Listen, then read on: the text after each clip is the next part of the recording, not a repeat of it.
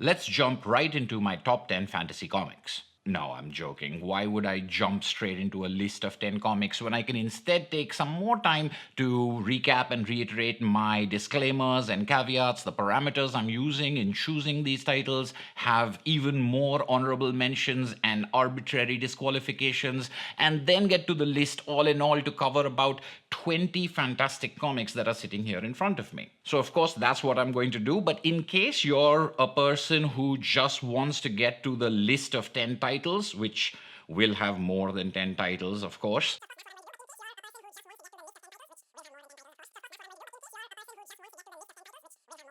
For the rest of you, this looks to be a pretty lengthy and meaty discussion on some of my absolute favorite comics of all time. So let's get the ball rolling on my top 10 fantasy comics.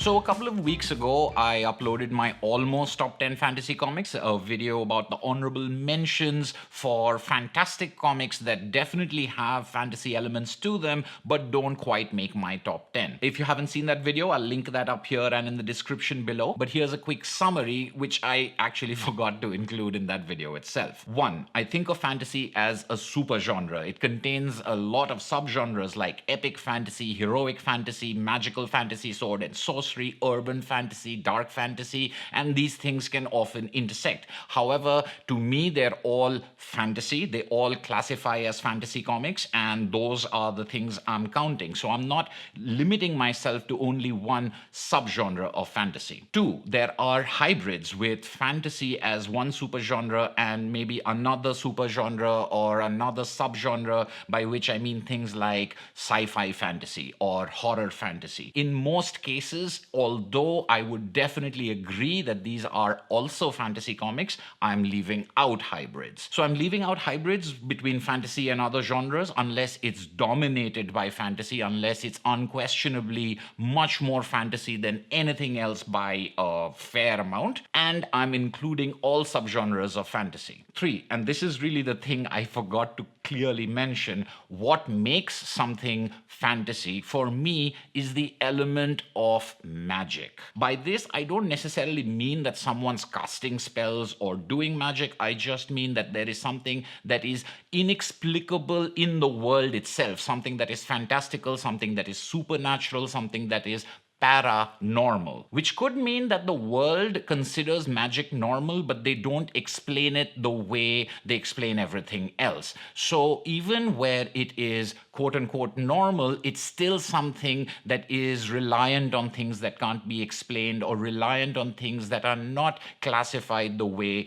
other things are classified, other realities, if that makes any sense. In that previous video, I did mention that I had over 50 comics that I was considering. I think by the time I got done with shortlisting for this video, I had crossed the 70 comics threshold. And again, I had to make several difficult choices because of how I wanted to define things for this list. To quickly reiterate, I'm not saying that this is what I'm interested in or these are the only things I will read when I think about fantasy. As I mentioned in that video, I'm not really interested in genre as determining what I read or determining what I enjoy. I recognize that after enjoying something or after reading something as an element the story contains. So when I say this is pure fantasy or this is a hybrid, I'm not making any value judgment at all. It's just a restriction I'm putting on myself for the purposes of making this list. So in making the final list, I found myself with even more dilemmas, whereas I had been easily able to disqualify certain comics in my last video by saying that's also sci-fi, that's also adventure, that's also horror.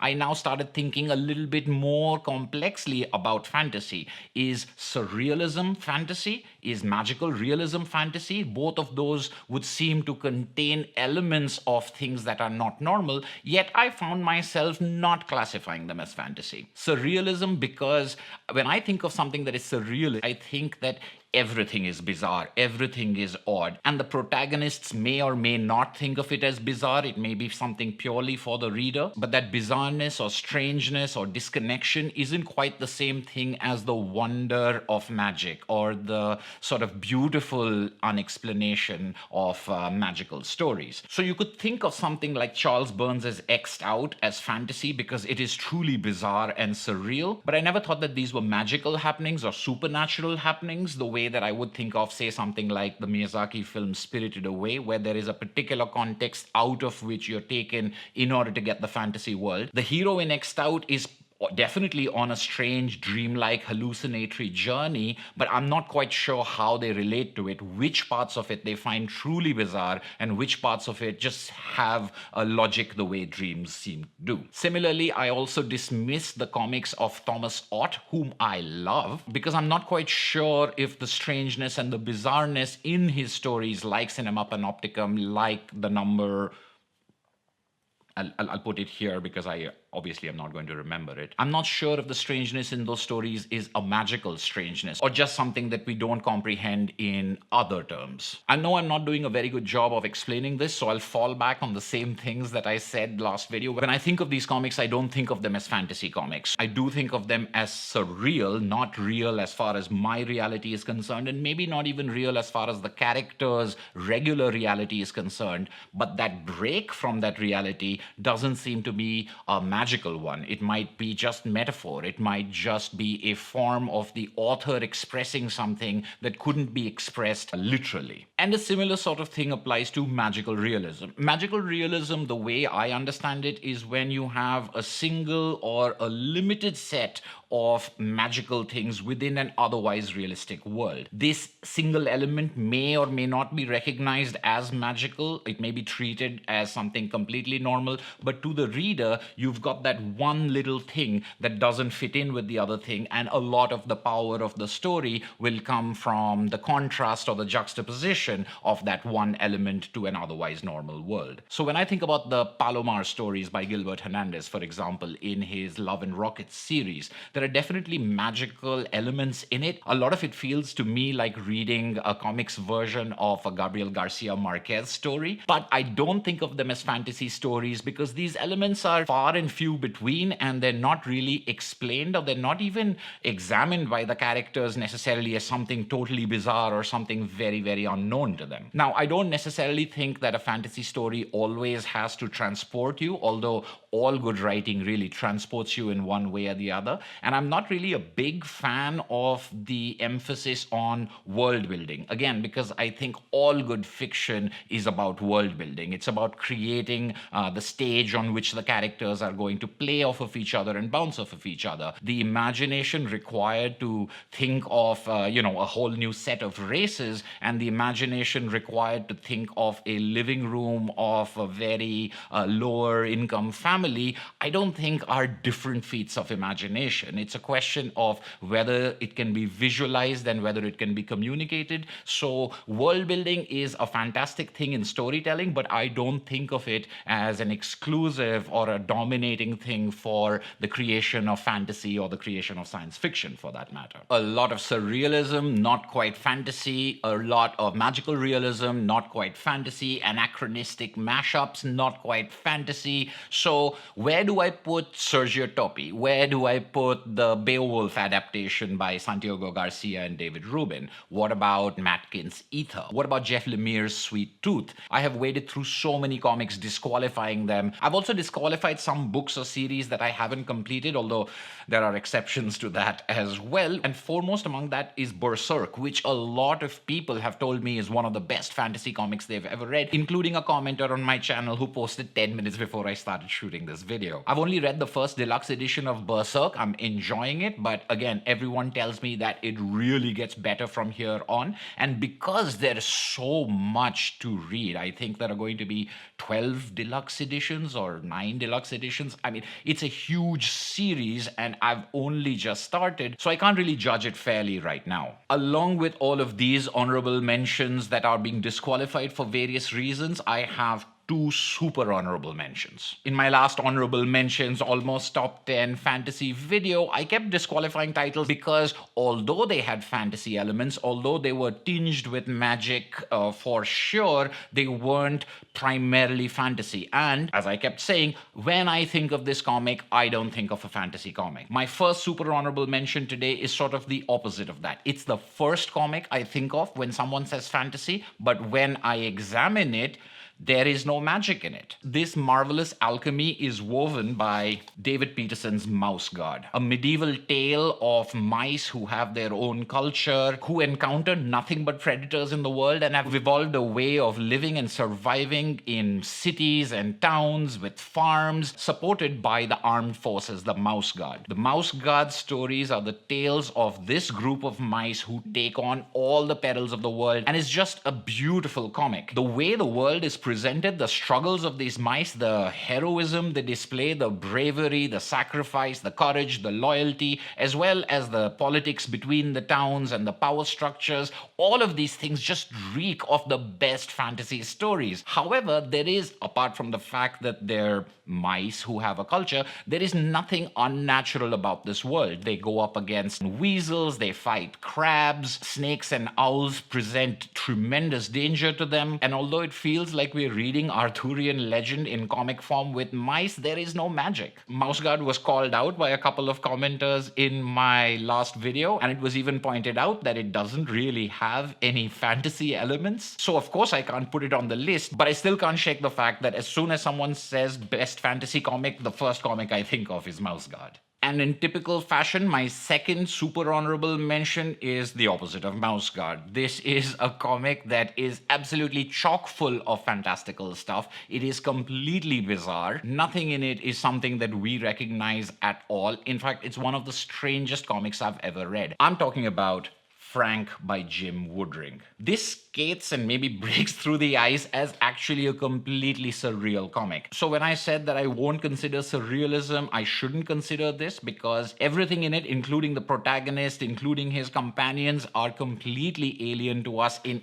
every possible way. And I'm never quite sure if all the strangeness I'm seeing also seems strange to Frank. But I think more than just being surreal, Frank's world also contains its own rules, its own logic, and so therefore isn't completely bizarre and disconnected in the way that some surrealism can be. The dream logic that we see in Charles Burns's X'd Out isn't quite the same thing that we find over here because of the way the characters interact with each other. Everything seems deadpan, everything seems almost like a Jason comic in some ways, except for the absolutely bizarre shapes and absolutely bizarre actions we're seeing. Frank is one of the most unique and most transportive comics I've read. I've never known how to classify it. If it had a chance at anything, it would have been fantasy, I would have thought. But if I ever make a list of WTF comics that I still love, I think Frank would have a very good chance at topping that list. And now things get really interesting. There are 3 comics that I am disqualifying from this list.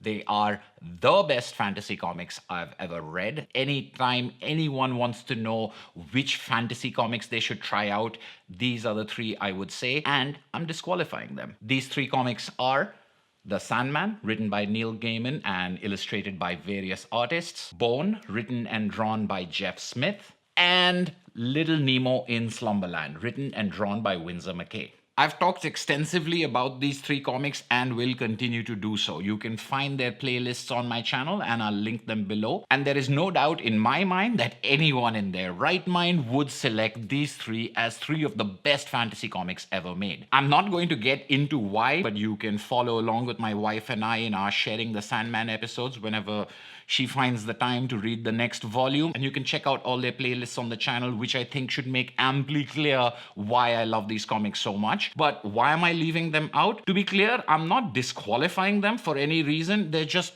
out of competition, sort of the way Daniel Day-Lewis should be at any award ceremony. You all know that I love these comics. You all guessed that these comics would make it onto my list somewhere. And by putting them out of competition, I free up more slots to introduce comics that you may not have heard of. So as much as I outright worship Bone, the Sandman, and Little Nemo, they are not on my list. Once I'd made those 3 deep cuts, I was faced with another dilemma. Looking at my shortlist and long list, I also decided to cut Castle Waiting, written and drawn by Linda Medley, Through the Woods, written and illustrated by Emily Carroll, and the Hilda series of comics, written and drawn by Luke Pearson. Once again, these are 3 magnificent comics or series of comics. They take and play with fantasy in some of the most pleasurable ways I've seen. Hilda as an ostensibly children's comic, but completely enjoyable by all adults, who is a curious and brave and wonderful little girl living in this world of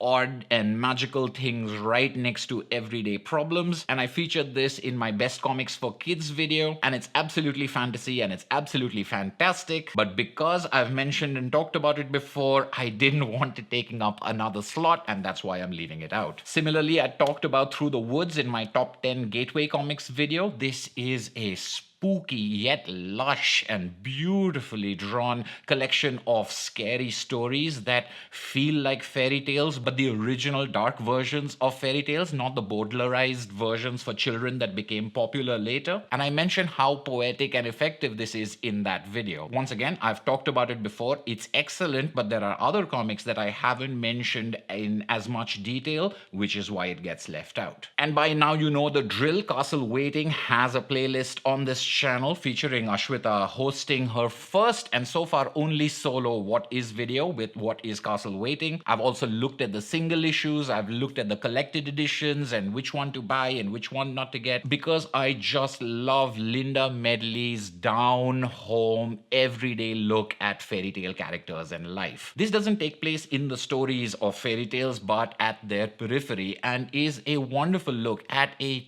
huge cast of characters just sort of hanging out and living everyday life. The kind of drama in these stories is not even everyday melodrama. It's about doing the dishes and about finding new corridors in the castle and having a bowling tournament spontaneously. I'm not really doing justice to how lyrical and gentle and open-hearted and kind this book is with things that we recognize from fairy tales. But having talked about it extensively, I thought that was enough for Castle Waiting for right now, and it should give its place on the top 10 list to something else. Now that we have bloodied the battlefield with all these arbitrary casualties, let's move on to the 10 titles that do actually make the final cut. And although I say 10 because top 10 sounds good, it's going to be a couple more.